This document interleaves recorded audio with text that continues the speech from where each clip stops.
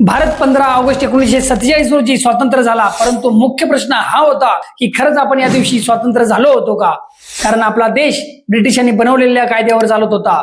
भारताचा स्वतःचा झेंडा होता, पण आपली स्वतःची नियमावली नव्हती.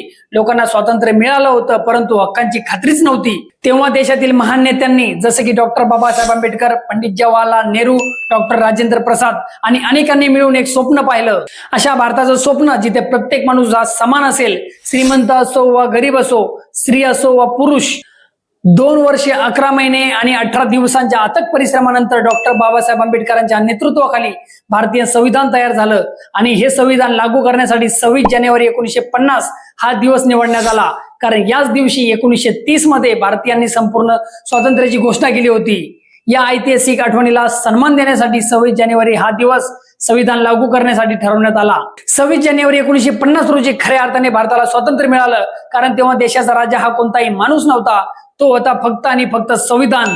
त्यामुळेच दरवर्षी 26 जानेवारी हा दिवस गणतंत्र दिवस म्हणून साजरा करण्यात येतो. यामुळे हा दिवस आहे न्याय, समानता आणि स्वातंत्र्याचा. तुम्हालाही वाटत असेल की भारताचं खरं सामर्थ्य संविधानात आहे, तर हा व्हिडिओ कमीत कमी 5 लोकांना शेअर नक्की करा आणि टेक्नो टायगरला फॉलो करायला विसरू नका.